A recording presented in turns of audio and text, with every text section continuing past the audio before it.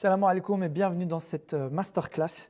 C'est une vidéo que j'ai mis beaucoup de temps à préparer pour vous expliquer comment être au quotidien plus efficace. Vraiment, c'est le fruit de beaucoup d'apprentissage de ma part. Je pense qu'au bout de 38 ans, j'ai à peu près appris à être efficient. Je vous expliquerai la différence entre l'efficacité et l'efficient.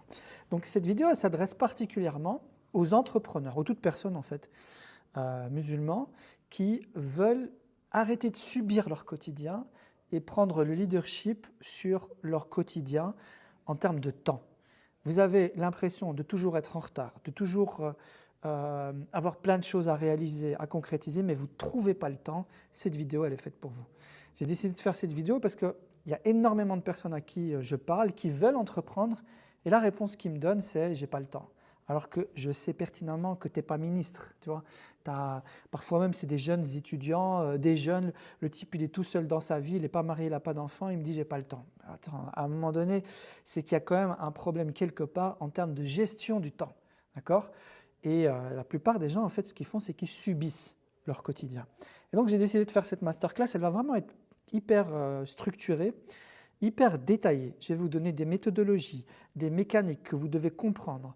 Je vais vous expliquer comment fonctionne le temps, l'efficacité, votre corps, etc. Donc ce que je vous invite à faire vraiment, posez-vous tranquillement, prenez de quoi noter, parce que c'est une des mécaniques de l'apprentissage, prenez de quoi noter. Et ce qui m'intéresserait, c'est que vous écriviez en commentaire qu'est-ce qui vous a le plus aidé. D'accord? Alors, on commence. On va particulièrement s'intéresser à la gestion du temps, version musulmane. Okay? Comment avoir plus de baraka dans ton temps et avancer sur ton business. D'accord? Ça ne s'adresse pas que forcément aux entrepreneurs, à d'autres personnes aussi, mais vu que moi, je suis Zaki, le fondateur du collectif Tariqa Pro, je m'adresse beaucoup aux entrepreneurs musulmans en particulier, parce que je pense que l'entrepreneuriat peut être un moyen pour vous de vous rapprocher d'Allah Azza wa Jal, et que votre business et que votre foi peut être un moyen de vous bonifier, de vous améliorer dans votre business, Inch'Allah. Tout ça, je ne l'ai pas sucé de mon pouce. Je me base souvent sur ce hadith qui est un peu le cœur de tout notre prisme, notre paradigme dans l'entrepreneuriat. C'est ce hadith qui est extraordinaire que tous les entrepreneurs musulmans devraient connaître. At-tajiru saduqul amin ma'a nabiyyin wa siddiqin wa shuhada. Le prophète Mohammed nous a dit que le commerçant, honnête et digne de confiance, sera parmi les prophètes, les martyrs et les pieux. Et là, vous avez un hadith vraiment qui vous explique pourquoi votre business peut vous rapprocher de Dieu. Tout simplement. Alors, pourquoi est-ce que ce sujet est tellement vital? Pourquoi je voulais absolument faire une vidéo tutoriel très pratico-pratique sur la gestion du temps? Parce qu'il y en a beaucoup qui, au quotidien, ont l'impression d'être dépassés par la vie. D'accord? Peut-être que tu es parent. Moi, aujourd'hui, j'ai 3 enfants. Tous les jours, c'est la course. Peut-être que tu es maman solo. Peut-être que tu es un manager. Peut-être que tu es quelqu'un qui court tout le temps. Mais tu as l'impression d'être dépassé par cette dunya. La dunya, elle a cette chose-là qui, et en plus, c'est un des signes de la fin du temps, que le temps passe plus vite, que le temps se réduit. D'accord? Et que tu es tout le temps dépassé. Parce que la dunya, elle a ce truc qu'elle te happe. Et en fait, quand tu n'as pas une gestion consciente du temps, en fait, tu es à la merci des autres. Et donc, l'idée, c'est quoi? C'est que le vrai problème n'est pas ton organisation, c'est ton leadership sur la vie. Comment est-ce que c'est toi qui prends le contrôle de ton quotidien plutôt que de subir son quotidien? Et on sait qu'en islam, eh ben, le temps est quelque chose d'important, puisque même dans le Coran, Allah Azza wa Jal, parfois il jure par le temps. Wal asr, innal insana lafi khusr. On sait qu'on va être questionné, c'est une amana, on va être questionné sur l'utilisation de notre temps. Et que le temps peut être une forme de baraka aussi. Chaque heure ne se vaut pas. Il y a des heures où il y a plus de baraka dans la journée que d'autres. D'accord? Et donc ça, c'est hyper intéressant parce qu'en fait, ce que tu vas remarquer, c'est que tu ne manques pas de temps, tu manques de clarté et tu manques de contrôle. Ok? Ça, c'est hyper important. Je vais revenir sur ce point-là. Et retenez bien que la clarté est le point de départ d'une bonne gestion du temps. Alors, avant de rentrer dans le sujet, quelques mythes que je voulais vraiment déconstruire. Je viens de vous le dire, de manière assez subtile, mais je vais revenir dessus. toutes les heures de la journée ne se valent pas. Qu'est-ce que je veux dire par là? Une heure, c'est une heure, non? Une heure, c'est 60 minutes. Qu'importe l'heure de la journée, ce sera toujours 60 minutes. Ben, en réalité, pas. 60 minutes quand tu es fatigué, évidemment, ce n'est pas 60 minutes quand tu es lucide, quand tu es dans la pleine concentration de la journée. D'accord? Moi, je suis quelqu'un un lève-tôt. Il y a des gens qui sont plutôt du matin, des gens qui sont plutôt du soir. Ben, tu ne peux pas prendre une heure du matin, une heure le matin et une heure fin de journée après que je viens de manger et travailler de la même manière. Ça n'a pas la même qualité.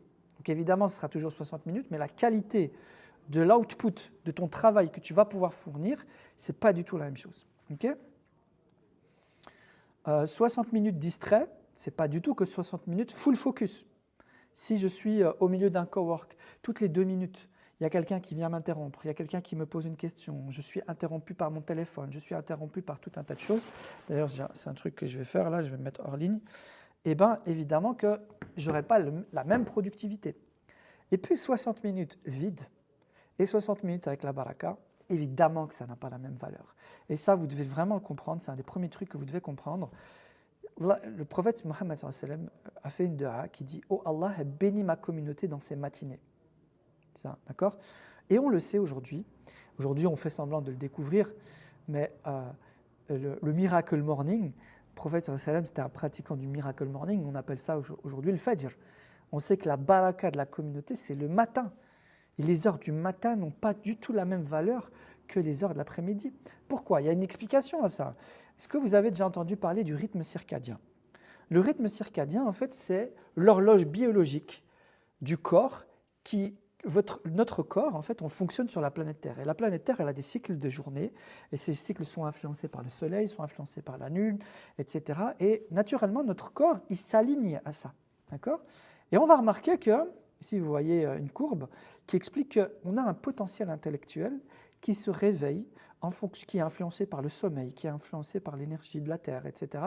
Et en fait, vous voyez ici, très concrètement, que votre corps, votre potentiel intellectuel, il démarre vers 4 heures du matin, un peu avant le Fajr. D'accord? Ça démarre, votre corps se réveille et regardez quel potentiel vous allez développer, vraiment une croissance que vous allez retrouver nulle part dans la journée. À partir de 4 heures du matin, tu te lèves et ce n'est pas pour rien qu'on a inventé, aujourd'hui on fait semblant de redécouvrir le Miracle Morning. Beaucoup d'entrepreneurs, beaucoup de chefs d'entreprise, par exemple à la Silicon Valley, étaient connus pour se lever très tôt dans la journée, à 4 heures du matin, parce que le matin, il n'y a personne pour te déranger, ton cerveau, il est réveillé, il est tout frais, il a fait un reset, puisque vous savez que votre cerveau, tous les soirs, pendant que vous dormez, il nettoie tout. D'accord? Toute la journée, vous allez accumuler tout un tas d'informations que vous retenez ici dans votre tête temporairement, dans la mémoire temporelle, et puis le cerveau, le soir, il fait le tri. D'accord? Et c'est pour ça que travailler le soir, moi je suis plutôt de l'équipe qui dit le soir, moi ce n'est pas du tout un bon horaire pour travailler, parce que le soir, ton cerveau, il est parasité par toutes les informations que tu as retenues pendant la journée. Et donc il est fatigué. Mais le matin, c'est le reset, c'est le démarrage frais, et donc c'est les heures les plus propices de la journée pour la concentration. C'est pour ça qu'il y a tellement de baraka le matin. Évidemment aussi parce qu'Allah Azza wa Jalla apporte sa baraka, tout n'est pas que logique et des règles de la nature, mais aussi la baraka d'Allah Azza wa Jalla. Donc ce qu'on voit ici, c'est qu'en fait votre potentiel intellectuel, il va continuer à monter jusqu'à 10 heures. À 10 heures, on commence à avoir faim, on commence à se dire ok, qu'est-ce que je vais manger? Ça va stagner, vous voyez, jusqu'à 11 heures midi. Et à partir de midi, là, c'est plutôt le temps pour aller manger, d'accord? Et vous allez manger, et puis vous allez digérer. C'est pour ça qu'il y a une chute totale là jusqu'à 14 heures, 15 heures, ça stagne, et ça commence à remonter. On a une deuxième partie de productivité dans la journée à partir de l'après-midi. D'accord? Évidemment, ces horaires, elles fluctuent un peu de personne en personne, mais c'est des grandes tendances que vous allez retrouver. Le matin, on a le pic de productivité intellectuelle surpuissant, et puis l'après-midi, on a un deuxième cycle, et réfléchis par rapport à toi-même. Quelles sont les heures que tu utilises pour travailler sur ce fameux projet que tu essayes de développer, ce business que tu veux développer? Souvent, quand je regarde, c'est plutôt le soir. Et regardez le soir, votre potentiel intellectuel, à partir de 20 heures, il est en chute libre.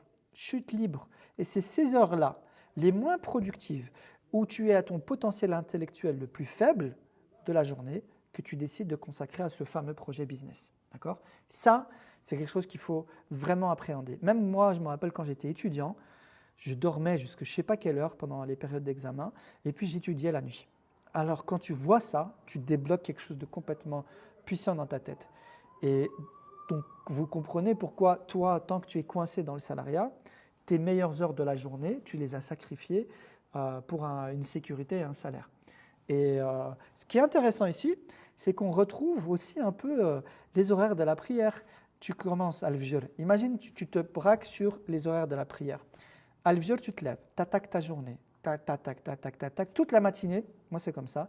Le matin, je la consacre à mes actions les plus importantes de la journée, ce qu'on appelle les MVA, Most Valuable Activities.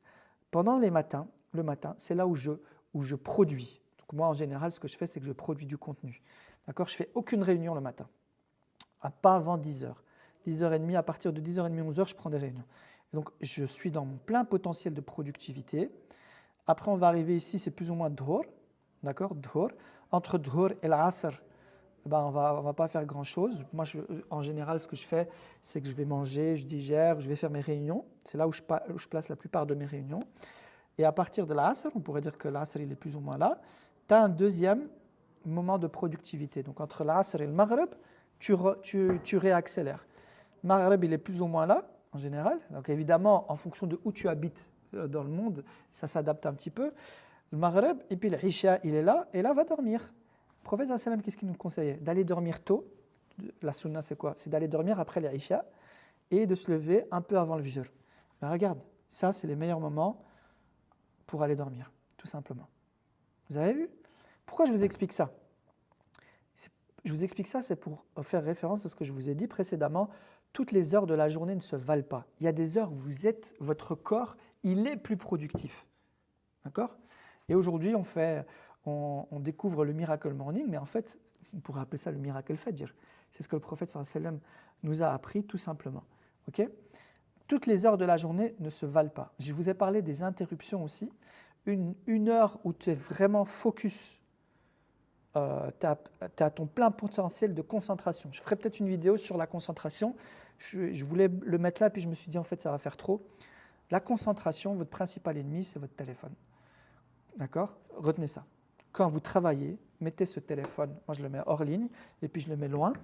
D'accord? Je ne le mets pas à côté de toi, mais si tu veux véritablement être productif, tu dois réussir à passer d'un état où tu es tout le temps distrait à un état de flow. Ce qu'on appelle l'état de flow, c'est vraiment un état de pleine concentration pour vraiment sortir un maximum.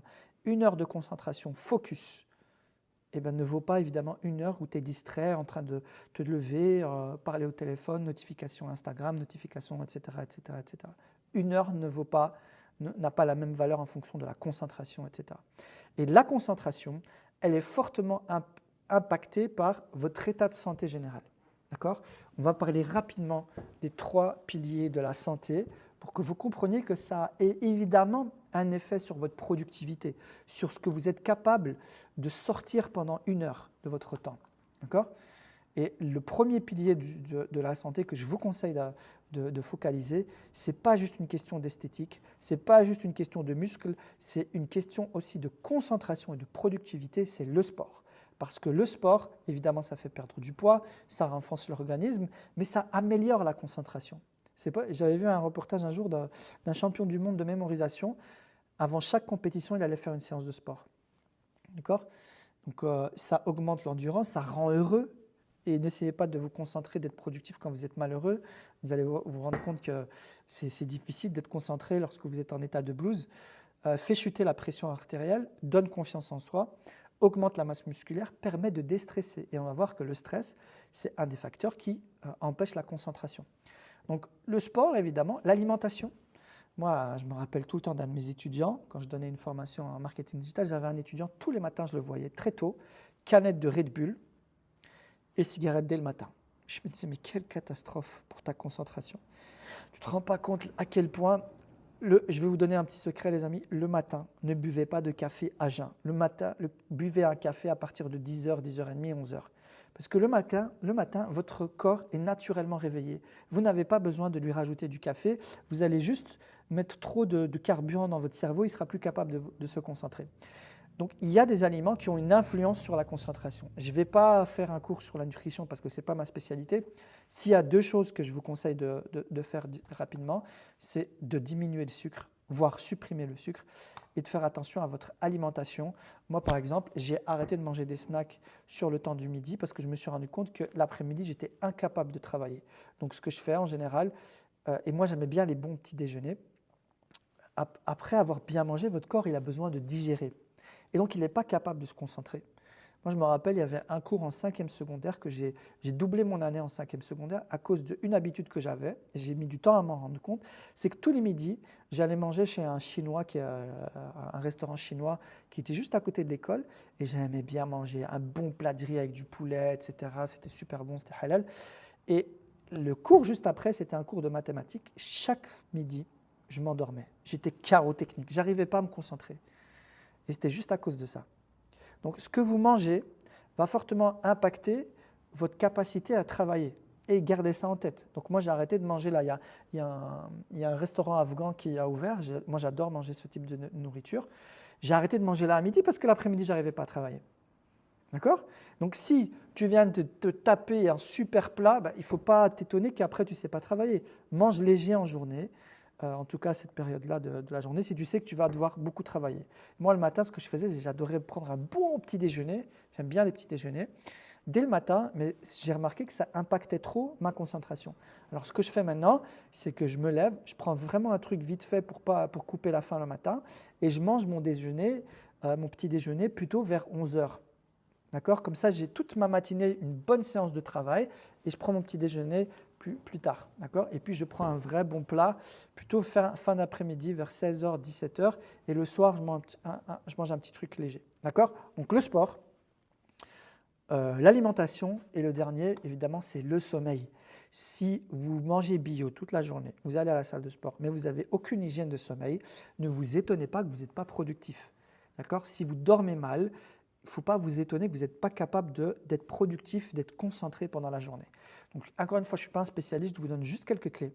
C'est que le sommeil de qualité prévient le vieillissement prématuré, permet une gestion éclairée des émotions, diminue la pression artérielle, d'accord, et régularise l'appétit, améliore le système immunitaire et aide le développement de la mémoire et de leur concentration. Bien dormir va vous permettre de mieux vous concentrer. D'accord? Moi, je me rappelle toujours ma première session d'examen. Je n'avais pas du tout appris à apprendre et je faisais des nuits blanches en concentration. Et le lendemain matin, tout ce que j'avais appris pendant la nuit où je m'étais pété la tête, ça ne rentrait pas. Et il y a un conseil que j'ai reçu d'un frère qui m'a dit qu'il travaille surtout la journée et va dormir tôt. Tu vas voir que le matin, ce sera frais dans ta tête, tu seras capable de retrouver tout ce que tu as appris. Et c'est exactement ce qui s'est passé. Deuxième chose que je vous conseille de savoir, c'est que le cycle, le sommeil, c'est des cycles. En général, c'est plus ou moins des cycles de 1h30, d'accord, de 90 minutes. Essayez de caler votre sommeil en fonction de ces cycles. Parfois, vous allez vous rendre compte que vous n'arrivez pas du tout à vous réveiller à al-fajr. Mais parfois, en fait, c'est juste parce que vous vous essayez de réveiller en plein milieu d'un cycle. Et un cycle, c'est un enchaînement de sommeil lent, profond, sommeil léger, sommeil paradoxal et de l'éveil. Et c'est dur de se réveiller en plein milieu d'un sommeil profond. Et donc, essayez de caler votre sommeil. Si je vais dormir à 10h30, je vais compter un cycle, 2 cycles, 3 cycles, 1h30. Il faut que le fajr il soit plus ou moins au milieu d'un cycle. D'accord? Retenez ça juste. Donc, si je dois aller plus loin, essayez d'avoir un rythme régulier par rapport au sommeil. Dormez tout le temps à la même heure. Moi, je vous conseille maximum 22h, 22h30.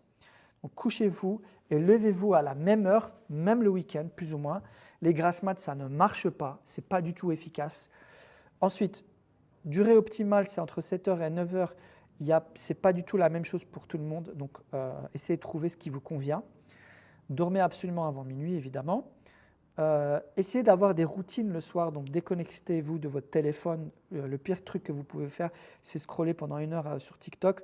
En général, on a des bonnes intentions, on va dormir au lit à 22h, mais en fait, ce qu'on fait, c'est qu'on prend notre téléphone, tu vas pour regarder un truc intéressant, et puis sans t'en rendre compte, tu as perdu 2 heures. Okay? Évitez les écrans, et environnement idéal, c'est le plus sombre possible, avec une température qui est optimisée. D'accord? Je ne suis pas un spécialiste, encore une fois, Tout ce que je peux vous dire, c'est qu'il y a un super compte, c'est quelqu'un du collectif Tariqa Pro que je vous conseille. Si vous avez vraiment des problèmes de sommeil, allez voir l'école du sommeil. C'est Najet qui s'occupe de ça. Elle est membre du collectif Tariqa Pro, donc je me fais un plaisir de lui faire de la promotion. C'est une spécialiste du sommeil. Elle est hygiéniste du sommeil. Donc si vous vous rendez compte que vraiment c'est là où vous avez un problème, allez voir Najet de ma part. N'oubliez pas que le prophète sallam, il avait l'habitude de dormir au début de la nuit, donc directement après le fajr, et il se levait pour prier durant la dernière partie de la nuit, donc un peu avant le fajr, dernière partie de la nuit, et puis il attaquait sa journée. Et puis au milieu, évidemment, on faisait une sieste. Vous connaissez les bienfaits de la sieste. Bon, je ne vais pas tout développer parce que ce n'est pas le sujet. Ok ? Ça, c'est le premier truc. Retenez une chose, c'est que toutes les heures de la journée ne se valent pas. Souvenez-vous du rythme circadien, souvenez-vous des 3 piliers de la santé, souvenez-vous aussi de la baraka. Il y a des heures où il y a plus de baraka que d'autres.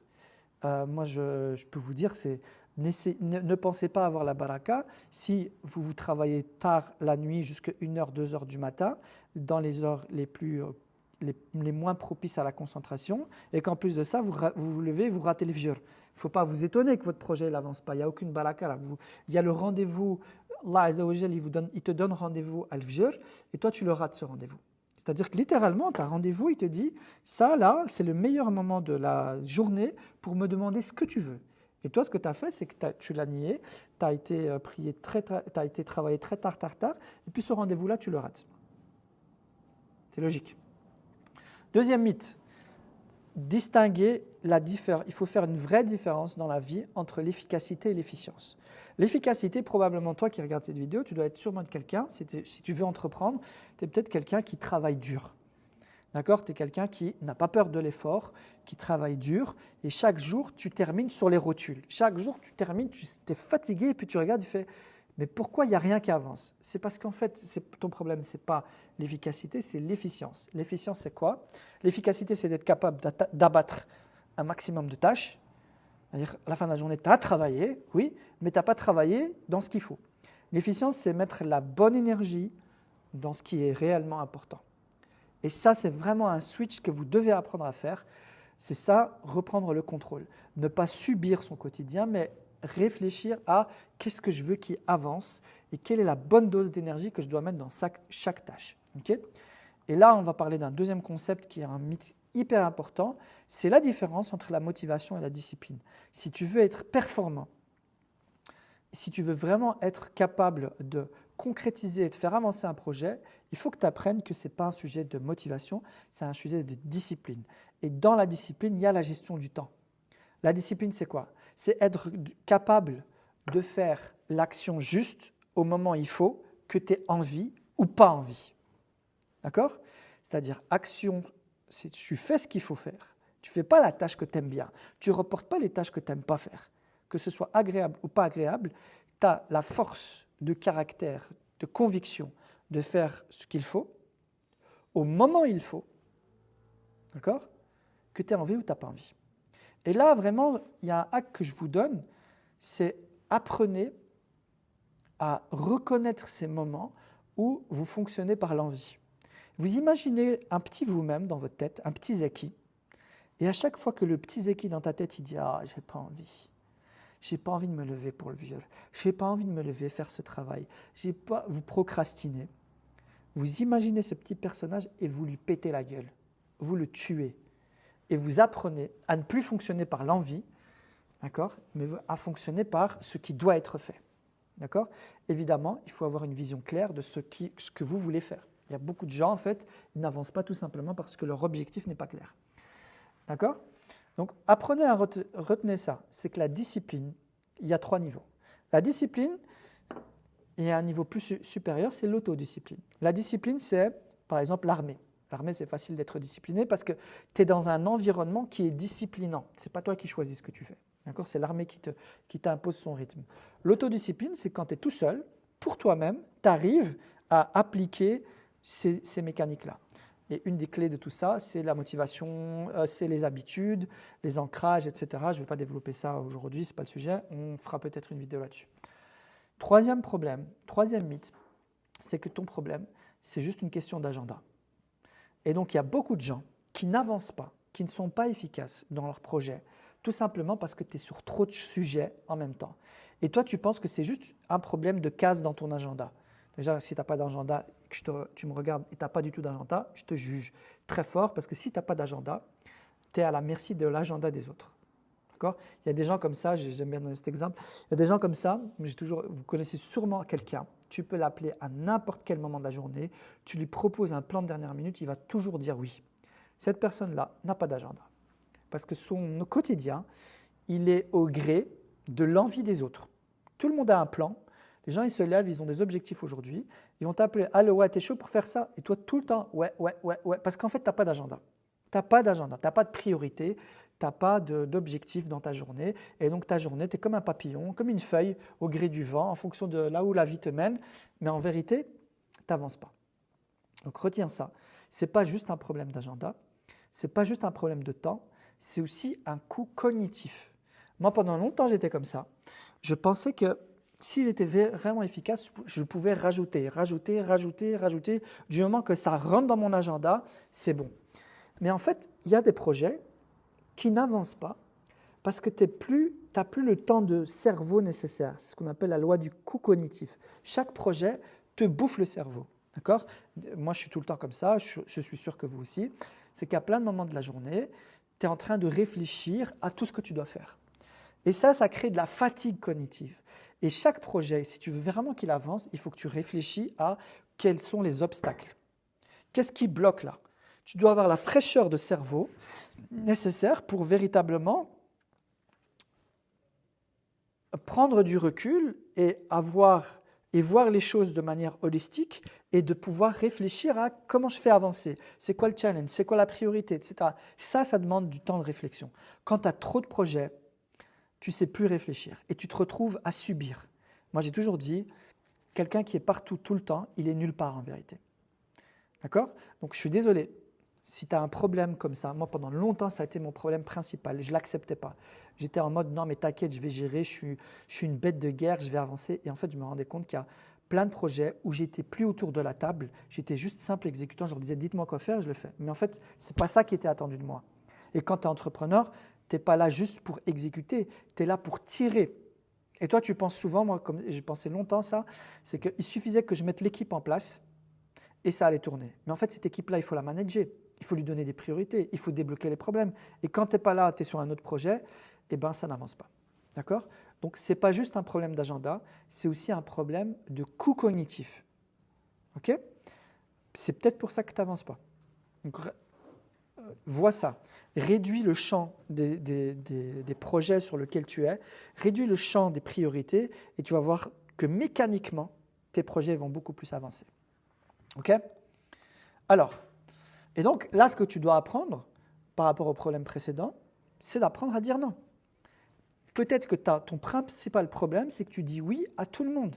Tu dis oui à trop de choses. Et donc, à la fin, tu prends sur tes épaules, et à la fin, tu es submergé par l'ampleur du travail. Et moi, j'en connais tellement des gens comme ça qui sont hyper efficaces dans tout ce qu'ils font. Et du coup, ils sont tout le temps sollicités pour des petits trucs. Mais en fait, son principal problème, c'est qu'il ne sait pas dire non. Il ne sait pas prioriser. Il ne sait pas mettre du focus sur la priorité du moment. Et donc, ton problème peut-être dans ta gestion du temps, c'est que tu dis oui à trop de choses et que tu dois apprendre à dire non. Ok ? Ok, maintenant qu'on a compris ça, ok ? On a compris que toutes les heures de la journée ne se valent pas. On a compris qu'il faut prioriser. On a compris que le but n'est pas de remplir au maximum son agenda, c'est un coût cognitif. Si tu veux être efficace, si tu veux gagner du temps, il faut que tu apprennes à dire non. Okay ? On va commencer à avancer. Parce que ce qui vous attend là, si vous voulez vraiment être efficace, si vous voulez concrétiser votre projet, ce projet business, n'oubliez pas que si je vous donne ce cours-là, c'est pour vous donner les clés de la gestion du temps, que tu puisses prendre toi le contrôle sur ton quotidien, le leadership, et que tu puisses enfin concrétiser véritablement ce fameux projet que tu veux concrétiser depuis si longtemps. Et c'est un long périple. D'accord ? Une fois qu'on a compris ça, on sait que toutes les heures ne se valent pas. Il y a une deuxième réalité auquel on doit faire face, c'est que dans notre religion, en tant que musulmans, on a un hadith très important du prophète Mohammed sallallahu alayhi wa sallam qui nous dit certes, ton Seigneur a un droit sur toi, ton âme a un droit sur toi, et ta famille a un droit sur toi, donc donne à chacun son droit. Pourquoi je tiens à préciser ce hadith-là maintenant? Parce qu'on ne peut pas être dans un mode où on va faire un peu ce qu'on nous vend sur Internet, c'est la hustle culture. La hustle culture, c'est cette fausse croyance qu'on nous vend en tant qu'entrepreneur qu'il va falloir que tu sacrifies toute ta vie pour cette entreprise. Tu n'as pas le temps de te marier, tu n'as pas le temps d'avoir des enfants, tu n'as pas le temps. La priorité absolue maintenant, c'est ton entreprise. Et chez nous, ce n'est pas vrai. On n'accepte pas cette réalité-là.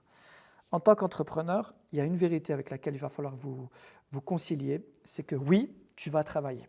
Oui, il va falloir que tu travailles plus que la moyenne. Oui, tu vas travailler plus qu'un salarié.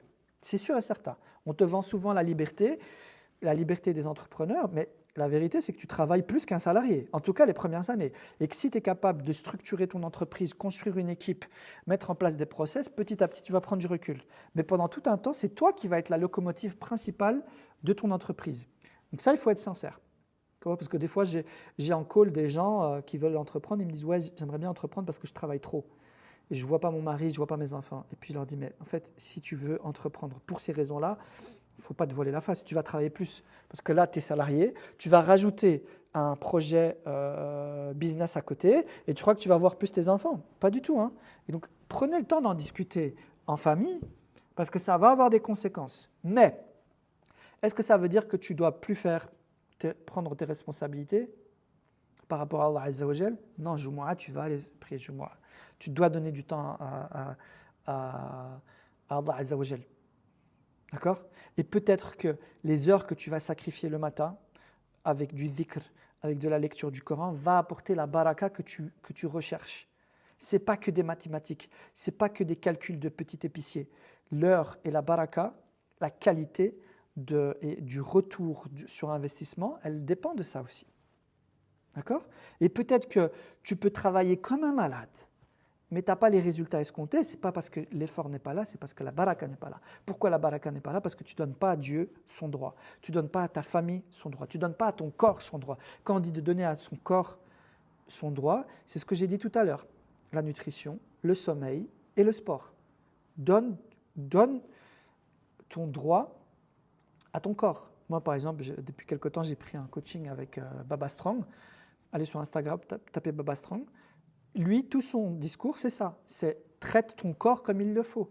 Aujourd'hui, on a valorisé les managers tech, etc., entrepreneurs, etc.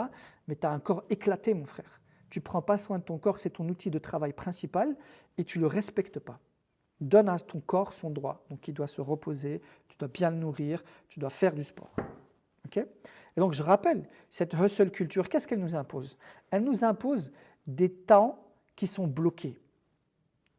Ta femme, tes enfants, tes parents. Il y a des gens qui ne voient pas leurs parents parce qu'ils n'ont pas le temps. Quand quelqu'un te dit qu'il n'a pas le temps, c'est que ce n'est pas important pour lui. Va voir tes parents, passe du temps en famille.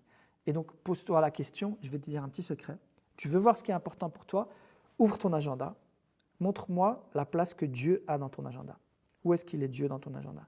Ta famille, elle est où dans ton agenda? Montre-moi les moments Parce que ce qui est important pour toi, tu l'as mis.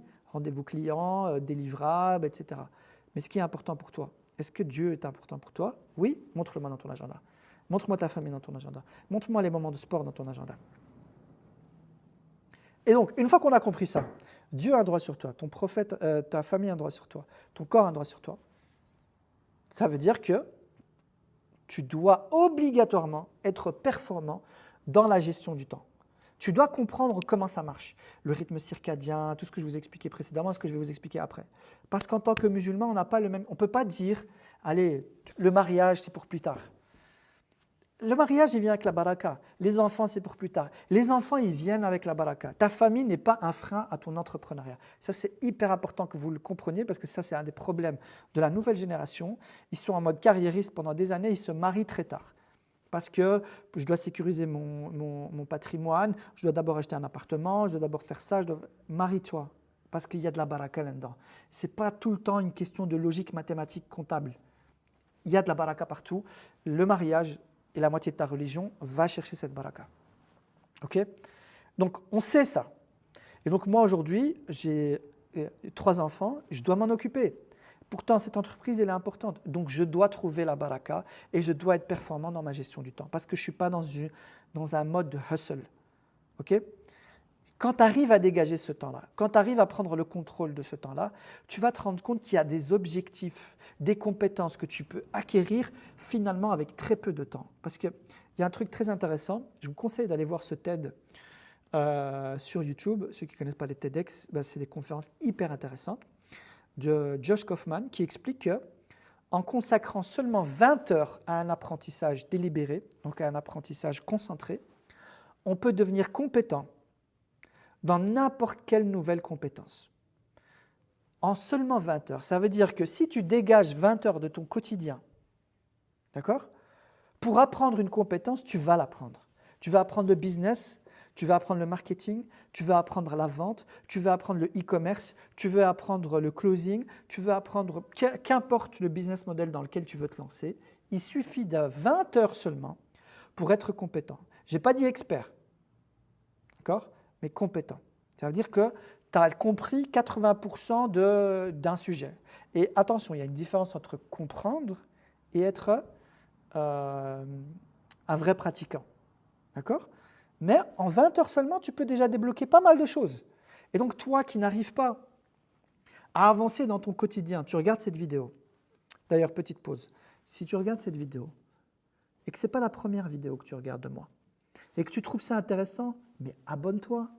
Abonne-toi là. Je me rends compte qu'il y a plus de 80% des gens qui regardent mes vidéos qui ne s'abonnent pas. Abonne-toi. Et si en plus de ça, ma vision de l'entrepreneuriat, qui n'est pas la mienne, j'ai essayé de l'ancrer au maximum dans notre religion, si cette vision-là du business te parle et que tu veux vraiment entreprendre, mais prends un rendez-vous. Là, juste en dessous, là, il y a un lien, clique et prends un rendez-vous avec notre équipe. C'est gratuit. On va juste voir si ton projet il est sérieux, s'il y a déjà quelque chose où il faut le construire et on va voir s'il y a un fit humain entre moi et toi et si on peut t'aider. Si on peut t'aider, tu choisiras d'avancer avec nous ou pas, on choisira d'avancer avec toi ou pas. Et bismillah, tawakkaltu ala Allah. Et ça va te prendre 30-40 minutes. Mais au moins, tu auras fait un pas, plutôt que de tourner en rond. Sincèrement, si ça fait plus de 6 mois que tu tournes en rond, book un call. Réfléchis même pas, book un call. D'accord ? Alors, ce que je veux vous dire là, c'est que si vous arrivez à reprendre le contrôle de votre temps et que vous arrivez à dégager 20 heures, vous pouvez acquérir n'importe quelle compétence. N'importe quelle compétence. Aujourd'hui, tout est disponible sur Internet. Tout est disponible sur Internet. D'accord ? Et si je peux vous conseiller, vous arrivez à dégager 20 heures, commencez par apprendre à apprendre. Ce que je vous explique là, c'est une partie de apprendre à apprendre. C'est la gestion du temps. Okay ? 20 heures. Mais attention, si vous voulez vraiment être expert dans un domaine, il y a la règle des 10 000 heures. Ça veut dire que 10 000 heures, c'est à peu près 10 ans. En fonction de l'intensité, tu peux réduire, mais c'est à peu près 10 ans. Si tu veux vraiment être le meilleur, du meilleur dans un domaine, il va falloir que tu maîtrises ce domaine. Et nous, on sait qu'on est drivé par l'excellence. Et bien, il va falloir que tu consacres 10 000 heures. Comment tu veux trouver 10 000 heures si tu ne sais pas gérer ton temps ? Et il y a une réelle différence sur le marché. Il y a une réelle différence exponentielle en termes de cash généré, en termes de revenus, entre les moyens et les tops du panier. D'accord ? Si tu es dans le haut du panier, dans le très haut du panier, dans les 1% meilleurs du marché, ça fait toute la différence en termes de revenus. Donc notre but, ce n'est pas de juste trouver 20 heures, c'est de viser l'excellence, l'ihsan. Mais commence par 20 heures, et après, petit à petit, tu vas prendre le goût, tu vas devenir meilleur, plus performant, et tu pourras viser ces 10 000 heures. Ok ? Maintenant, on va rentrer dans le dur du dur. Ok ? Enfin, même si ce que je vous ai dit, c'est déjà très très concret, mais on va rentrer dans le dur du dur. Par rapport au temps, gardez un truc en tête. Vous devez, le prophète Mohammed sallallahu alayhi wa sallam, c'est notre exemple ultime, c'est notre goal ultime, c'est la meilleure personne sur terre. La meilleure des personnes qui a foulé cette terre la plus parfaite, c'est le prophète Mohammed sallallahu alayhi wa sallam. Dit sallallahu alayhi wa sallam. Et le prophète sallallahu alayhi wa sallam, qu'est-ce qu'il nous disait ? Il répartissait son temps en 3 parties. Un tiers pour Allah azza wa jal, un tiers pour sa famille et un tiers pour lui-même. Et dans ce dernier tiers, il le consacrait aussi aux gens. D'accord ? Et donc, tu dois trouver du temps pour ton éducation intellectuelle, ton éducation spirituelle, pour te reposer, pour toi-même, réfléchir à toi-même. Où est-ce que tu en es par rapport à tes objectifs? Il faut du vrai temps.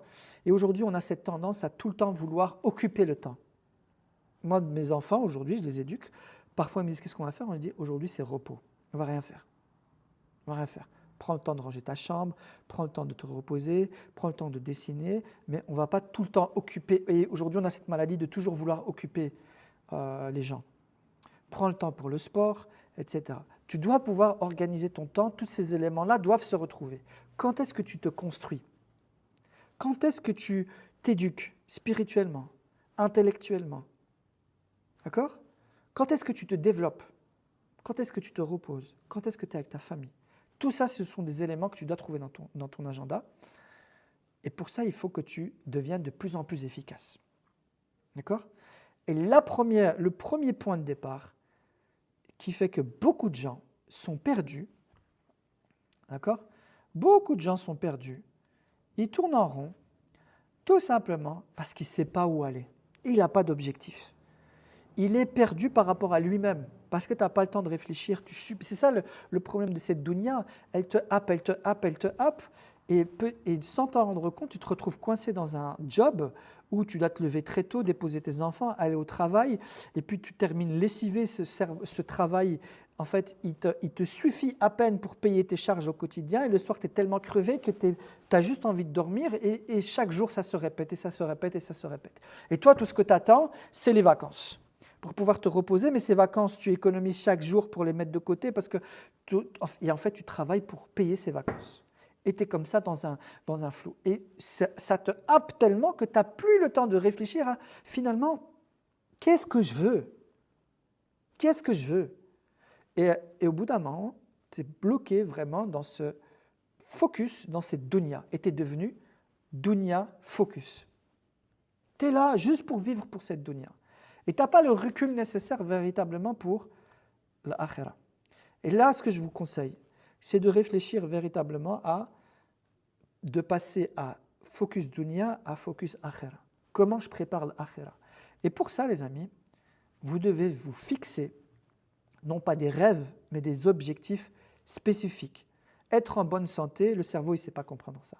Vous devez avoir des objectifs spécifiques. Je veux entreprendre en me rapprochant de Dieu, en étant utile aux autres, en partageant mes connaissances pour aider la communauté à entreprendre, à gagner de l'argent. Parce que je pense qu'on a véritablement besoin d'entrepreneurs dans la communauté et qui ont compris l'importance du collectif. Ça, c'est mon objectif. Et pour ça, je veux former par an 200 entrepreneurs. 200 entrepreneurs, dans 5 ans, c'est 1000 entrepreneurs. Je pense qu'avec 1000 entrepreneurs, avec ce mindset-là, on peut impacter. Ça, c'est mon objectif. Objectif spécifique, ambitieux, aligné.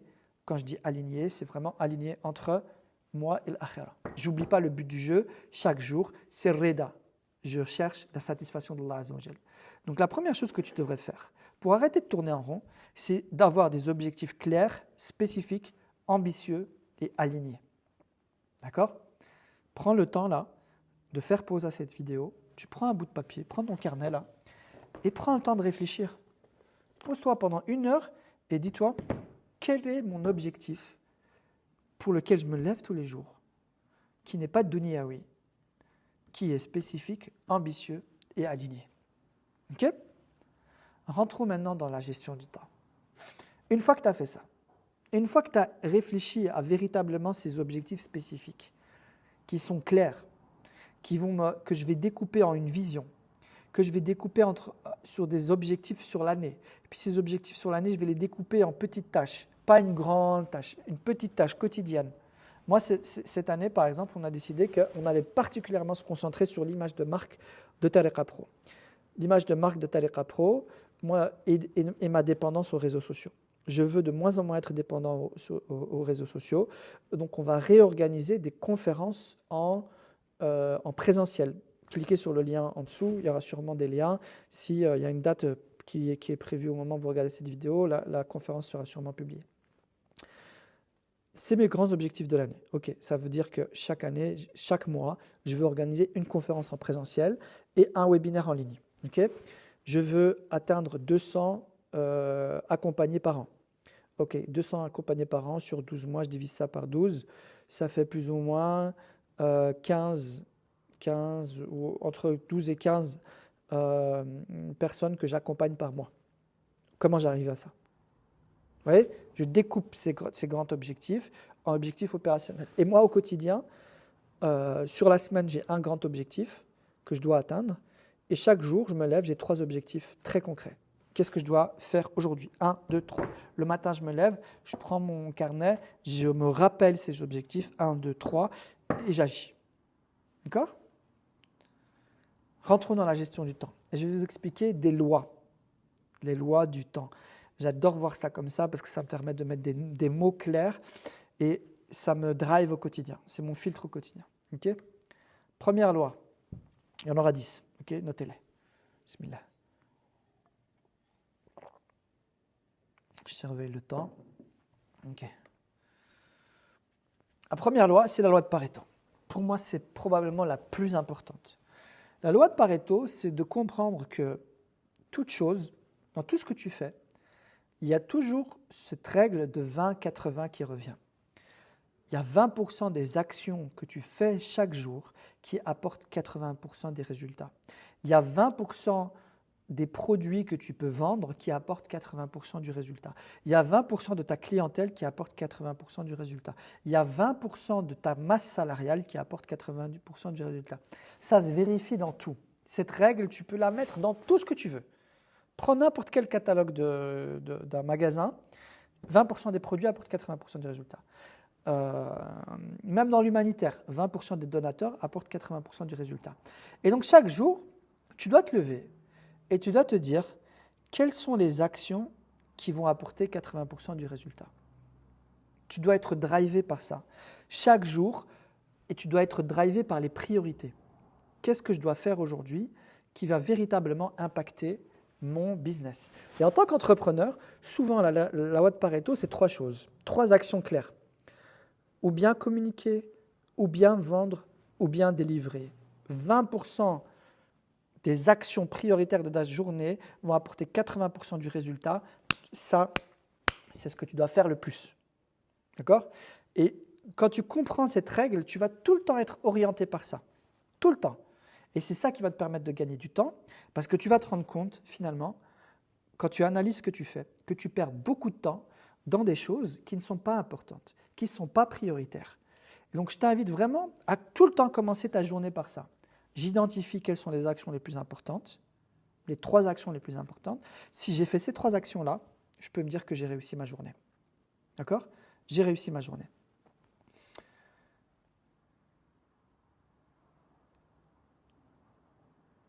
Et toute ma journée va être drivée par ça. Et si je n'ai pas le temps de terminer toutes les tâches que je m'étais données, bah finalement, de toute façon, j'ai fait ce qui a véritablement de l'impact. J'ai fait les 20% les plus importants. Souvent, quand tu as une tâche, je m'adresse ici aux perfectionnistes, souvent quand tu as une tâche, tu es arrivé à ces 80%. Ouais, je vais faire une présentation. Okay. Je fais une présentation PowerPoint. 80% du contenu est là, mais je suis en train de perdre, tu vois, beaucoup de temps à faire des petits détails, du design, etc., qui vont apporter que 20% de valeur en plus. Est-ce que ça vaut véritablement la peine? Est-ce que j'ai atteint les 80% de résultats? Ok, je passe à autre chose.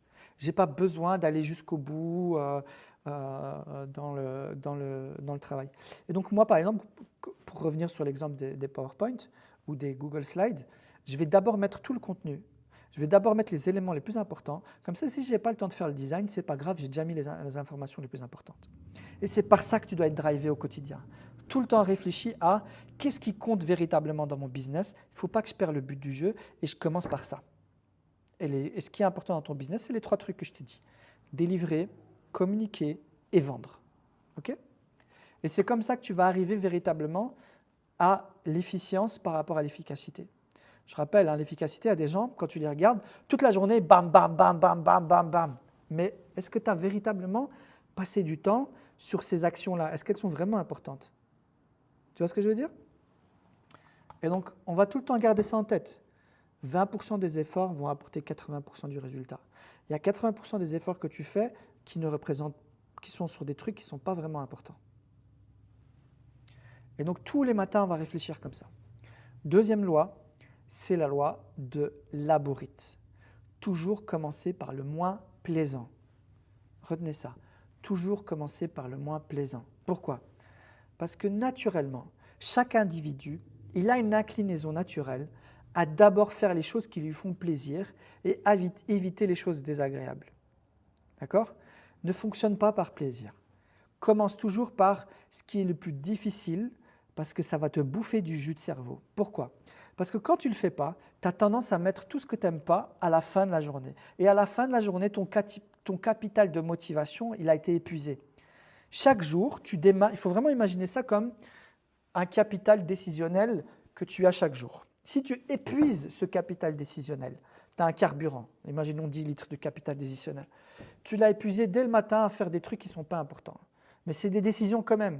Chaque jour, tu fais des micro-décisions toute la journée. Tu décides, tu décides, tu décides, tu décides. C'est par exemple pour ça que moi, j'aime bien m'habiller chez Uniqlo parce que tous les vêtements vont les uns avec les autres. Et du coup, je n'ai plus besoin de décider ce que je vais mettre. Je prends un truc, avec un haut, avec un bas, n'importe quelle couleur, je le mets, je suis parti. Uniqlo, ils ont pensé leur collection comme ça. Tous les vêtements sont faits pour aller les uns avec les autres. N'importe quelle couleur, n'importe quel pantalon, n'importe quel pull, il va avec tout. Donc, je m'habille et je pars. Et au moins, je ne dois pas réfléchir à ça. Et je n'écoute pas l'avis des gens parce que je ne dois pas réfléchir à ça. Je ne prends pas des décisions sur des choses qui ne sont pas importantes pour moi. Ne me demande pas ce que je veux manger parce que je n'ai pas le temps pour ça. Je préfère te laisser décider, décide-toi, j'ai d'autres choses à faire. D'accord? Et la loi de Labourite, c'est ça. Nous préférons naturellement prioriser les tâches qui nous procurent un plaisir immédiat et nous cherchons à éviter celles qui nous semblent déplaisantes et stressantes. D'accord? Et donc, si tu fais tous les trucs facile le matin, tu n'as plus l'énergie, le jus de cerveau nécessaire en fin de journée pour y arriver. Et donc, si tous les jours, tu reportes en fin de journée ce fameux projet que tu veux concrétiser, qu'est-ce qui va se passer? Tu n'as plus le jus de cerveau pour le faire. C'est pour ça que je vous conseille de travailler sur votre projet business si jamais vous êtes salarié, pas le soir, mais levez-vous le matin. Levez-vous quand il y a le baraka. Levez-vous le matin plutôt que vos enfants, plutôt que tout le monde. Vous vous levez le matin, vous commencez par une prière, vous faites des invocations, vous faites une lecture du Coran, et là vous trouvez, d'accord, les heures entre 5h et 7h du matin, c'est les meilleures heures de la journée. Et je vous promets, entre 5h et 7h du matin, ce que vous allez abattre comme travail pendant ces 2 heures-là, ça vaut facilement 4h, 5h, 6h le soir. Parce que le matin, tu es frais, tu es motivé, il y a la baraka du matin. Ce laps de temps, il est le succès de ton futur business. Tout le secret de ta productivité, il est dans cet horaire-là, 5h, 7h du matin. Je suis désolé de le dire, hein, ça pique, hein, mais si véritablement c'est important, switch, juste fais le test. Fais le test. Passe toutes ces heures de travail que tu fais le soir, fais le matin. Je sais qu'il y a des gens qui ont des croyances limitantes en se disant « moi je suis quelqu'un du soir, c'est le soir je suis créatif », mais pose-toi la question sincèrement, est-ce que tu as véritablement essayé de faire ce que je t'ai dit là? Est-ce que tu t'es donné vraiment le test de tester cet horaire-là? On verra, teste. Tu ne sais pas. D'accord? Et si jamais tu vois que tu as du mal, tu procrastines par rapport à des tâches que tu n'arrives pas à… Parce qu'en général, on procrastine beaucoup de tâches, tu vois, parce qu'on n'a pas envie de le faire. Il y a un dua contre ça. Même le prophète, il le disait plusieurs fois par jour. Il y a une dua contre ça, c'est un petit cadeau que je vous mets là.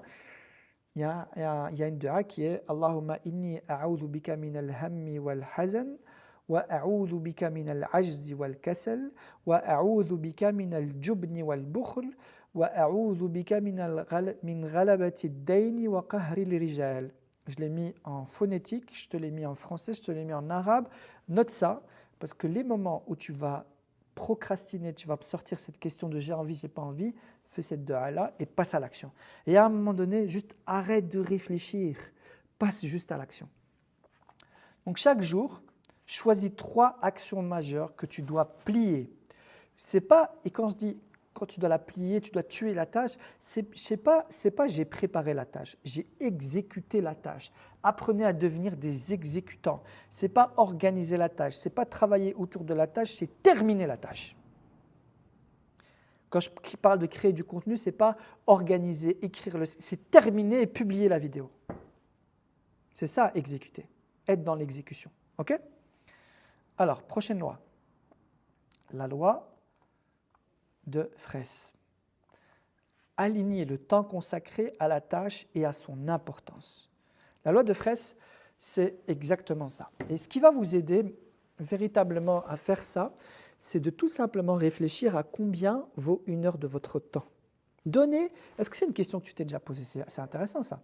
Est-ce que tu as déjà réfléchi à combien vaut ton temps en monnaie? Réfléchis.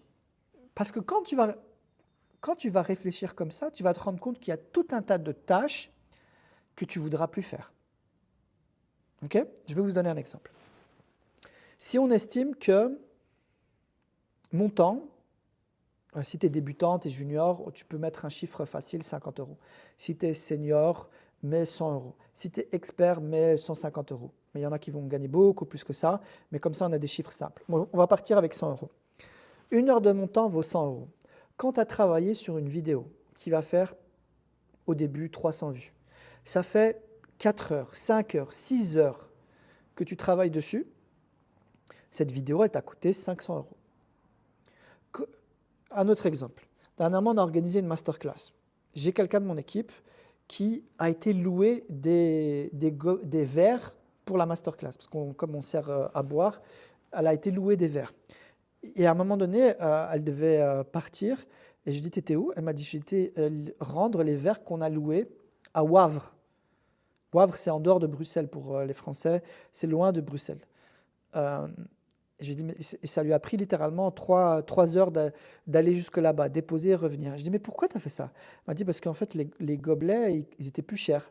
Les gobelets jetables étaient plus chers. Je lui ai dit, mais ils étaient plus chers de combien? Il y avait une différence de 15 €. Pour 15 €, elle a sacrifié 3 heures de sa vie. Et 3 heures de sa vie, c'est juste quand elle les a rendus. Hein. Je ne te dis pas quand elle a été les chercher.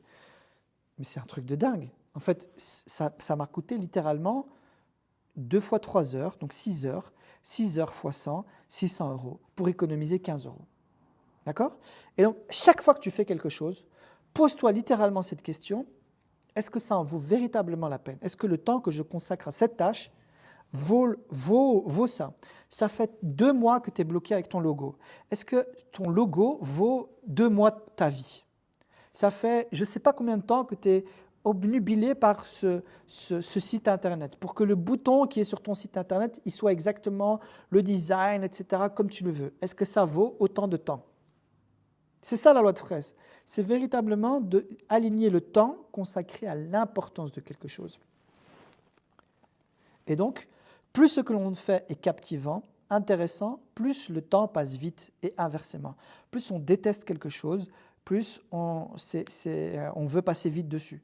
Mais ce qu'on aime bien, et souvent, par exemple l'exemple du logo, ce n'est pas que tu aimes bien, c'est qu'en fait ça t'évite de passer à quelque chose qui te fait peur. Parfois on passe du temps sur des choses pour ne pas les vendre. Beaucoup de fois c'est ça. Les perfectionnistes, souvent, ce qui se cache derrière le perfectionnisme, c'est la peur de s'exposer, la peur de la critique, la peur de vendre. Et donc, tu passes du temps dans quelque chose qui te réconforte, dans ta zone de confort. Nous risquons donc de consacrer beaucoup de temps, voire trop, à ce qui nous fait plaisir, ce qui nous rassure, et de nous débarrasser le plus vite, le plus rapidement possible des activités qu'on n'aime pas, quitte à les bâcler. Et donc, la vente, c'est quelque chose qu'on n'aime pas en général dans le business. Et donc, on va dire, ouais, non, j'ai contacté des personnes, ils ne veulent pas acheter. Tu as essayé de vendre, combien de personnes tu as appelé? Combien de personnes, quand tu fais de la prospection, combien de fois tu as véritablement prospecté? C'est une vraie question. Alors, on pourrait se poser la question. Prochaine loi, la loi de Kotter. Découper le temps en séquences courtes pour mieux gérer le temps. La loi de Kotter, c'est vraiment une loi hyper intéressante parce qu'en fait, votre temps, même si tu restes assis derrière ta chaise, cloué pendant 8 heures, tu n'auras pas 8 heures de productivité. D'accord? Le cerveau a une capacité de concentration limitée. Il Il y en a qui sont capables de se concentrer 5 minutes, il y en a qui sont capables de se concentrer pendant 1 heure, il y en a qui sont capables de se concentrer 1 minute. La capacité de concentration a vraiment été dégradée par la dopamine, par les réseaux sociaux, par le sucre, par plein de choses. Donc je vous invite vraiment à réfléchir à comment vous pouvez travailler sur votre concentration. Il y a plein d'outils pour ça, peut-être que je ferai une vidéo sur la concentration. Mais en tout cas, se fixer des objectifs avec des délais rapprochés pour éviter de décourager trop vite et permettre ainsi de continuer à avancer. Chaque tâche que tu fais, tu dois lui donner une deadline avec un temps consacré. Parce qu'une présentation PowerPoint, tu pourrais très bien la faire en 1 semaine comme tu pourrais la faire en 2 heures. C'est ça la vérité. C'est donc une efficacité à court terme qui est recherchée en motivant régulièrement les troupes. Les petits pas sont des petites victoires essentielles qui galvanisent. Et le principe de la loi Kotter réside donc dans le découpage des activités. Chaque slot de travail, correspond à une tâche précise qu'on aura découpée en sous-tâches pour qu'on voit qu'on avance. C'est facile de dire « je vais lancer mon projet ». Ok, mais c'est quoi la première étape de lancer mon projet? C'est d'écrire mon offre. Écrire une offre. C'est de contacter 15 personnes pour leur proposer mon offre, pour challenger mon offre. C'est de trouver 12 fournisseurs. C'est plein de petites tâches que tu vas faire. Et ce que je vous conseille, c'est de fonctionner par time block. Et là, on va rentrer vraiment dans l'art de bien gérer son agenda. Alors, les time blocks, comment ça marche exactement? C'est une technique de gestion de votre agenda par bloc de travail. Okay? L'idée, c'est quoi? C'est que vous allez… Ici, je vous montre par exemple mon agenda. Je vais d'abord gérer des blocs de travail. Je vais analyser, identifier quels sont les moments les plus propices au travail que j'ai dans mon agenda. Okay? Comment ça se fait exactement? Vous allez voir ici que mon agenda, en fait, il est composé d'heures de travail le matin, qui sont mes heures de travail les plus propices pour ma concentration. Donc, vous voyez, à partir de 5h à 7h, je ne vous dis pas que je le fais tous les jours, mais idéalement, c'est comme ça que mon agenda devrait être. Quand je suis hyper performant, je sais que c'est dans ces moments-là que je travaille le plus. Donc, vous avez la tranche horaire de 5h à 7h. Pour tous ceux qui sont salariés, vous savez que de 9h à 17h, votre vie, elle est bloquée. Et donc, le soir, c'est des horaires qui sont moins productifs. Et donc, il ne reste plus que le matin. Donc, cette partie de 5h à 7h, c'est sûrement là où vous allez avoir le meilleur retour sur investissement de toute votre vie. 5h, 7h, le secret de votre réussite, il est là. Ensuite, moi, évidemment, comme je suis papa, si vous êtes célibataire, alhamdoulilah, vous avez beaucoup plus de temps que les autres. Mais je ne sais pas pourquoi, quand on est célibataire et qu'on a que ça à faire, on n'est pas aussi productif que des parents. Les parents, ils sont devenus tellement exigeants avec leur temps. Subhanallah. Donc moi, j'ai les tunnels de la mort, donc ce qu'on appelle le tunnel de la mort. Vous voyez, ce tunnel de la mort, c'est tous les horaires où je dois m'occuper de mes enfants. Donc de 7h à 9h, le matin quand je me lève à 7h, je dois me lever, m'occuper de mes gosses, les habiller, petit déjeuner, etc. Donc je travaille tous les jours pour les rendre de plus en plus autonomes. Mais après, je dois les déposer à l'école, j'arrive au bureau, il est 9h. Donc je ne peux rien programmer. Le soir, pareil, de 16h à 19h, voire même 20h, tunnel de la mort, partie 2. Je vais les chercher à l'école, je suis coincé dans les embouteillages, enfants, parents, bazar, machin. C'est pour ça que, les amis, on ne vit pas la même vie sur Internet. Vous allez voir certains gourous du business, etc. Le mec, il a 35 ans, il est célibataire, il habite à Bali ou à Dubaï. Il n'a que ça à faire. Tu n'as pas la même vie. Tes parents, tu as des responsabilités. Donc, ces heures-là, il ne faut pas rêver. Tu ne sais rien faire dedans. Après, vous allez voir que de 9h à 11h, création de contenu pour moi. Pourquoi? Parce que, règle de Pareto, ce qui a le plus d'impact dans mon métier, c'est de créer du contenu pour me faire connaître. Donc, comme je vous l'ai dit, moi, ou bien je délivre, ou bien je communique, ou bien je vends. Donc, en général, de 9h à 11h, je ne prends aucun rendez-vous. C'est là où je travaille, concentré sur ce qui apporte le plus de bénéfices. Donc, c'est des heures, à chaque fois, je fonctionne par bloc de 2 heures. Pourquoi? Je vais vous expliquer juste après la technique du Pomodoro. La technique du Pomodoro, c'est le moyen le plus productif que j'ai trouvé pour me concentrer. C'est qu'en général, vous pouvez atteindre un niveau de concentration de 20 minutes. Donc, ce que vous allez faire, c'est que vous allez prendre un bloc de 2 heures et vous allez mettre 20 minutes de concentration pure, 5 minutes de pause légère. 20 minutes de concentration pure, 5 minutes de pause légère. 20 minutes de concentration pure, vous avez compris. Et donc, c'est étape 1, planification, faire une to-do list de qu'est-ce que tu vas faire pendant ce Pomodoro. Étape 2, séance de travail de 25 minutes. D'accord? Se concentrer exclusivement sur la tâche à accomplir. Désolé, j'ai dit 20 minutes, mais c'est 25 minutes. Ensuite, faire une pause. Donc, c'est aller boire un café, aller aux toilettes, changer d'air, etc. Ça ne veut pas dire aller dormir ou pas une série Netflix. C'est vraiment, je permets au cerveau de respirer. Donc, je ne vais pas l'occuper avec autre chose. Je respire. Et ensuite, je répète. D'accord? Ça, c'est un slot de Pomodoro. Je ne vais pas développer plus que ça, aller voir sur Internet, Pomodoro, etc. Mais en gros, c'est ça. D'accord? Et donc, ce que je fais, c'est je me cale des blocs de 2 heures dans mon agenda. Donc, vous voyez qu'il y a mes séances de concentration. En règle générale, ici, ce créneau-là, là, que vous voyez ici, c'est le moment où je place mes réunions, mes calls, mes coachings. Si je dois closer quelqu'un, je fais ça là. D'accord? Vous avez vu que j'ai 3 séances de sport par semaine. D'accord? J'ai Jumu'ah et vous avez vu que j'ai mes séances de prière qui sont là. Les prières, elles existent. Rappelez-vous la présence d'Allah Azza wa Jal. Le temps alloué à Allah Azza wa Jal, il doit exister dans votre agenda. C'est normal. Si c'est véritablement important pour vous, ça doit exister. Vous voyez que le vendredi soir, de 19h à 21h, c'est le rassemblement des Chaïris. C'est ma famille. Je vais voir ma famille. J'ai des blocs famille. J'ai le samedi après-midi, le matin, je vais les déposer à l'école arabe. Après, j'ai famille. Le dimanche, c'est ma journée où j'essaye de rien faire. Je ne programme rien. Je n'ai pas besoin de remplir au maximum mon agenda. Et c'est comme ça que je viens occuper mon temps avec ce qui est important pour moi. C'est ça que vous devez comprendre. Le secret, c'est j'occupe mon agenda à construire mon projet. S'il n'y a rien dans votre agenda, les gens vont vous appeler et vont vous dire « Ok, quand est-ce qu'on se voit? Est-ce que tu peux maintenant ?» Non, non, non. Moi, mon temps, il est bloqué. Et quand les gens ils ont besoin de me voir, c'est facile. Je leur envoie le lien pour prendre rendez-vous avec moi. Je ne les appelle pas au téléphone. Je dis « Tiens le lien, prends rendez-vous. » Et ils vont avoir accès qu'à ces espaces-là. Donc moi, quand je vois des gens, c'est d'office entre 11h et 16h.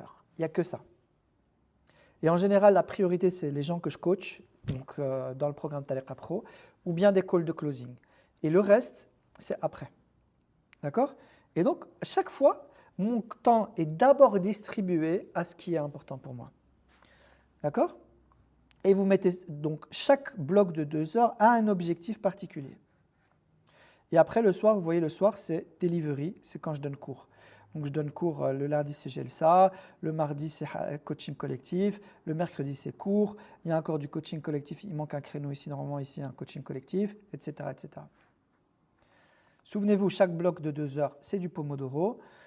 Alors, je vais vous donner une petite technique sur les tâches. Pendant la journée, vous allez avoir plein de tâches qu'on va vous donner. Okay? Si ça prend moins de 5 minutes, action immédiate. Allô, assalamu alaikum, tu peux m'envoyer le numéro de un tel? Fais-le tout de suite.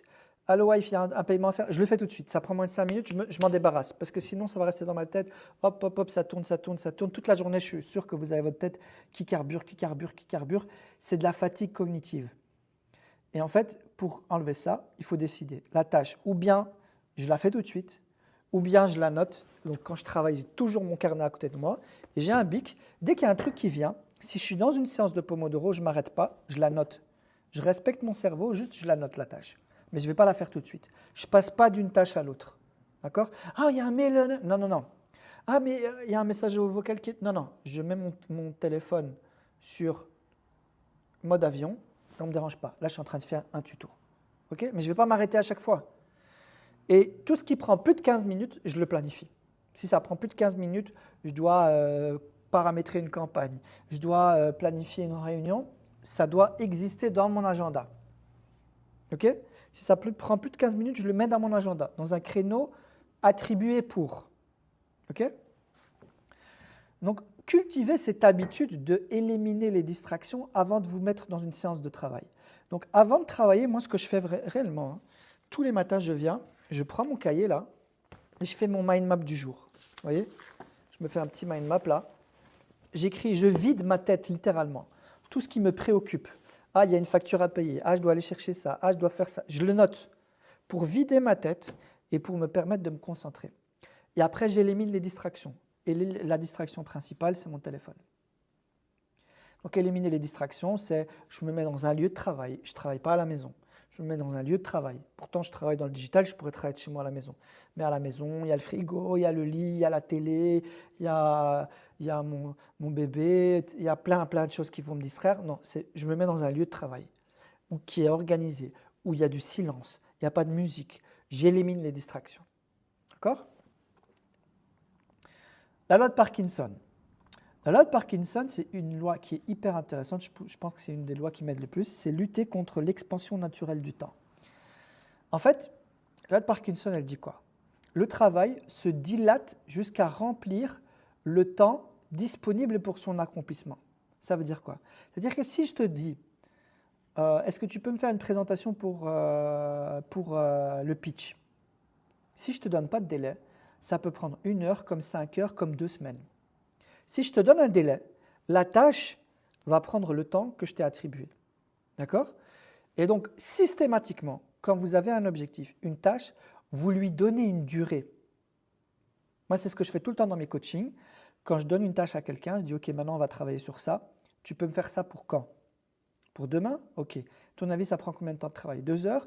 Ok. Planifie quand tu vas faire ce temps. » Donc, à chaque fois, si vous voulez atteindre votre objectif, quand vous avez un objectif, donnez-lui une valeur temps et planifiez cette valeur temps dans la journée. Projetez-vous dans cette tâche. Ok, cette tâche-là, je vais la faire demain, vendredi après-midi, après Jumu'ah. Et ça va me prendre 1 heure. Loi de Parkinson. Parce que si tu ne mets pas de délai, si je te dis, fais-moi un site internet, le site internet, tu peux le terminer dans 3 mois.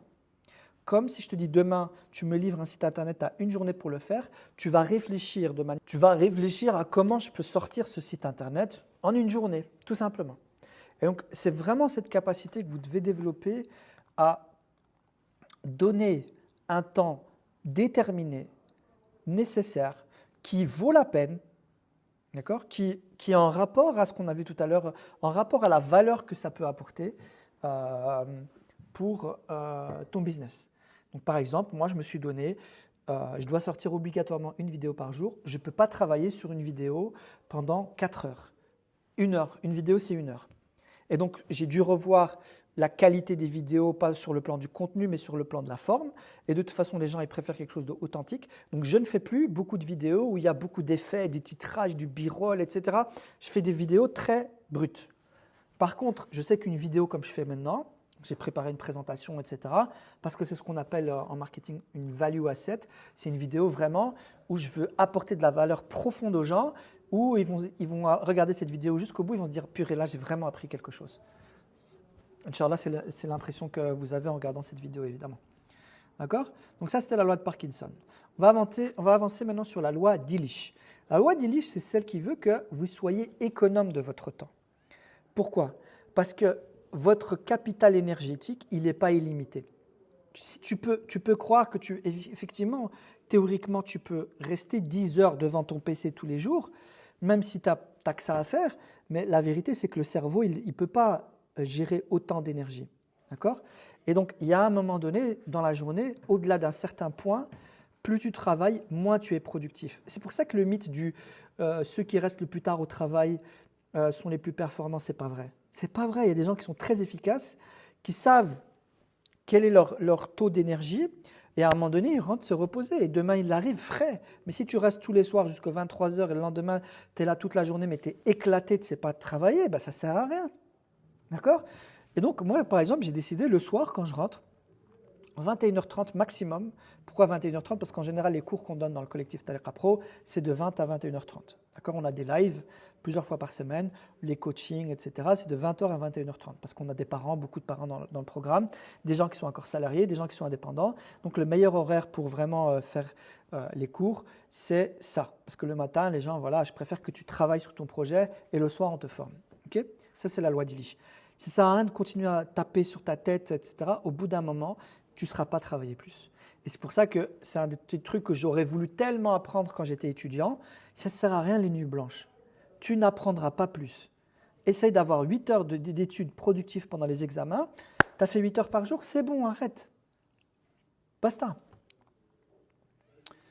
Je parle ici vraiment de production intellectuelle, de concentration pure. Maintenant, tu peux vraiment avoir 4 heures par jour où tu vas vraiment produire de la production intellectuelle, puis tu vas faire 4 heures de réunion parsemées ici et là, et puis tu vas faire 2 heures d'autre chose, mais pas intense en cerveau. D'accord? Moi, par exemple, coaching, je sais que je peux en faire pendant 2 heures, 3 heures, mais ce n'est pas comme de la création de contenu. Mon cerveau, il a besoin d'alterner dans les tâches. La loi de Carlson, passons à la loi numéro 7. Il n'y en a pas 10, hein, je crois qu'il y en a 8 ou 9. La loi de Carlson, c'est être focalisé sur une tâche pour mieux maîtriser le temps. Le multitasking, je pense que vous l'avez déjà beaucoup entendu, ça ne marche pas. Tu peux me dire ce que tu veux, ce n'est pas efficace. En fait, ton cerveau ne sait pas faire plusieurs choses en même temps. Ce qu'il fait, c'est qu'il fait une tâche, il arrête, il revient à une autre tâche. Il doit d'abord se remettre dans le contexte. OK, où j'en étais? Ah ouais, j'en étais là, là, là, là et là. OK, maintenant je peux recommencer. Et puis tu es interrompu, tu arrêtes. Et puis où j'en suis? Et puis je reviens à une tâche. Ah ouais, où j'en suis? Quelle fenêtre? Quel truc? Et en fait, tu n'arrêtes pas de perdre du temps. Chaque changement entre une tâche demande de se remettre dans le bain. Et ça, c'est de la perte de temps. Donc ce que vous devez apprendre à faire, c'est vraiment éliminer toutes ces distractions. La loi de Carlson, les interruptions fréquentes rendent les tâches beaucoup plus longues à accomplir. Donc c'est beaucoup plus efficace de faire une tâche à la fois, de la terminer jusqu'au bout et d'ensuite passer à autre chose que de passer à un truc à l'autre. D'accord? Chaque fois qu'on est interrompu, il faut du temps pour se remettre dans le bain, rendant l'effort global moins efficace. Il est essentiel de limiter les distractions pour être plus productif.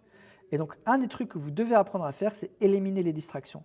Moi, le matin, à chaque fois que je me remets dans une séance de travail, je prends mon cahier, il est toujours là à côté de moi, avec un bic, et dès qu'il y a un parasite qui vient dans ma tête, un parasite, c'est par exemple une pensée, ah ouais, je dois répondre à tel, je ne le fais pas tout de suite. Je continue ce que je fais, je l'écris. Quelqu'un qui vient m'interrompre, ouais, ok, écoute, là, je suis dans ma bulle, je suis en train de terminer cette tâche, après, si tu veux, je m'en occupe. Un mail auquel il faut répondre, une notification, je ne regarde pas, je reste concentré. Et pour ça, ce que je vous conseille de faire, c'est d'éliminer au maximum, de réduire les points d'entrée. Les points d'entrée, c'est quoi? C'est tous les endroits où vous accumulez des tâches, les endroits où on peut vous contacter. En fait, si tu ne fais pas attention, tu vas accumuler des tâches dans ta boîte mail. Tu as plusieurs boîtes mail. Tu as Messenger, tu as Instagram, tu as un Slack, tu as tes Telegram, tu as ton téléphone avec plusieurs applications. Tout ça, c'est des endroits où tu accumules des devoirs. Ce qu'il faut faire, c'est réduire au maximum tout ça et n'avoir que 2, 3, 4 endroits où tu accumules des tâches. Moi, par exemple, mon canal de communication principal, c'est WhatsApp. Je ne réponds pratiquement pas à mes mails. J'ai WhatsApp, Circle et ça. Quand j'ai un papier important, c'est un devoir, c'est un document, j'accumule quelque chose qui doit être traité. Traité, ça veut dire que tu as un truc, un devoir que tu dois traiter. Est-ce que c'est à moi de le faire? Non, je délègue. Est-ce que c'est important? Non, je jette. Il y a plein de choses, des devoirs qu'on me donne, je ne les fais pas, parce que ce n'est pas pour moi. D'accord? Est-ce que c'est important? Est-ce que c'est moi qui barre dans le paquet? Oui. Est-ce que je dois le faire tout de suite? Non. Ok, plus tard. Je le planifie. Est-ce que c'est une petite tâche? Je la fais tout de suite. Est-ce que c'est important? Je dois le faire dans la journée? To-do list. Donc chaque traitement que je dois faire, je me pose ces questions. Est-ce que c'est moi qui dois m'en occuper? Est-ce que c'est important? Quand est-ce que je dois le faire? D'accord? On passe à la prochaine tâche, la loi de Murphy. La loi de Murphy, oh là là, qu'est-ce que c'est bien. C'est la loi préférée de mon père. La loi de Murphy, c'est l'idée de toujours garder un peu de temps de réserve parce qu'il y a toujours des problèmes à régler. D'accord? Le quotidien d'un entrepreneur, en vérité, c'est de régler des problèmes. Et quand on parle de liberté, c'est surtout la liberté de choisir par quel problème tu vas commencer. D'accord? Et donc, la loi de Murphy, c'est faire face à l'imprévu. Et elle dit quoi, cette loi? Elle dit que s'il y a un problème, tout ce qui peut mal tourner, tournera mal. Surtout quand on s'y attend le moins. D'accord? Tu ne fais jamais d'accident quand tu as le temps. Tu ne perds jamais ton passeport quand tu n'en as pas besoin. Cette loi souligne l'inévitabilité des imprévus et des erreurs et rappelle l'importance de se préparer à l'inattendu. Et pour ça, vraiment, il y a un truc que j'ai appris quand j'ai fait un master en management événementiel. Le tout premier cours de mon professeur, il m'a dit « Zaki, retiens les 2 P, planifier et préparer. » Tout ce que tu peux planifier et anticiper, anticipe-le. Tu vas organiser un événement, va voir la salle d'événement. Regarde quel est le matériel, regarde où sont les prises. Tu vas vouloir projeter quelque chose, est-ce qu'il y a un projecteur? Est-ce qu'il fonctionne ce projecteur? Est-ce que tu l'as testé? Ce n'est pas le jour de l'événement, tu viens avec ton Mac et en fait tu vas te rendre compte que le projecteur n'est pas compatible avec un Mac et que tu vas te rendre compte que tu n'as pas le câble HDMI. Moi, par exemple, quand j'organise un événement, j'ai un bac, il y a des rallonges, il y a des câbles HDMI, il y a des scotch, il y a des piles, il y a une télécommande pour présenter parce que j'ai tellement organisé d'événements, je sais qu'est-ce qui se passe comme problème. Tout ça, c'est des choses que je peux anticiper. Donc, anticipe-le. Donc, la loi de Murphy, c'est vraiment de se dire qu'est-ce qu'il arrive quels sont les problèmes qui peuvent subvenir. et je dois m'y préparer. D'accord? Et c'est comme ça que je vais éviter de perdre du temps sur des bêtises. Loi de Murphy. Donc je répète rapidement les lois, comme ça vous les gardez en tête. On avait vu la toute première loi, il y en a 8 finalement. Ok? Alors, la première loi, c'était la loi de Pareto. Vous vous souvenez, la loi de Pareto, la règle des 20-80. Ensuite, on a vu la loi de Labourite. Toujours commencer par le moins plaisant. Ensuite, on a vu la loi de Fraise. Aligner le temps consacré à la tâche et à son importance. La loi de Cotter. Découper le temps en séquences courtes pour mieux le gérer. Et donc, je vous ai donné la technique des time blocks. Ensuite, la loi de Parkinson. Lutter contre l'expansion naturelle du temps. La loi d'Illich, rester économe de son temps. La loi de Carlson, être focalisé sur une tâche pour mieux maîtriser le temps. Et la loi de Murphy, tout ce qui peut mal arriver va forcément mal arriver. Donc ici, grâce à cette masterclass, Inch'Allah, j'espère que vous avez une meilleure compréhension de la gestion de votre temps, que vous comprenez pourquoi pendant toutes ces années, vous avez toujours eu l'impression de subir le temps. Parce qu'en fait, vous n'avez aucune conscience de comment gérer votre temps. Comment être efficace? Ici, j'ai voulu vous donner des outils très clairs. Commencez par fixez-vous des objectifs spécifiques, alignés, ambitieux. Ensuite, ayez une conscience de la gestion de votre temps, d'accord? Avec toutes les lois que je vous ai données. Et Inch'Allah, vous arriverez à débloquer, à libérer du temps pour ce projet qui est véritablement important pour vous, d'accord? Il suffit de débloquer 20 heures pour débloquer une nouvelle compétence. Et si vous arrivez sur le temps long à vraiment vous consacrer pendant 1000 heures, pendant 10 000 heures à un projet, vous serez un expert de votre domaine.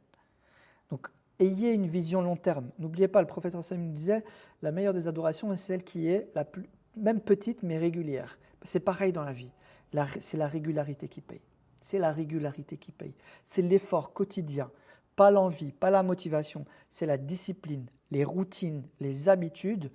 Et moi, vraiment, essayez de tout le temps figer votre agenda pour que vous ayez des habitudes. Et parfois, restez flexible sur des opportunités de vie qu'Allah Azza wa Jal va vous ramener. Ne soyez pas trop rigide sur toutes ces règles, mais vous allez voir que si vous avez une utilisation consciente de votre temps, petit à petit, vous allez atteindre votre objectif. Voilà, c'était ma sadaqa du jour. J'espère que ça vous sera utile. Si vous vous retrouvez dans ma vision, dans notre vision du business, c'est-à-dire entreprendre en se rapprochant de Dieu, eh bien, Inch'Allah, n'hésitez pas à booker un appel juste en dessous de là en description. Abonnez-vous et dites-moi en commentaire, s'il vous plaît, quel est l'apprentissage le plus important que vous avez eu de cette vidéo. Je vous promets que je lirai tous les messages, je prendrai le temps de répondre. Subhanallah wa bihamdik, ashhadu an la ilaha illa ant, astaghfiruka wa atubu ilayk, wassalamu alaikum.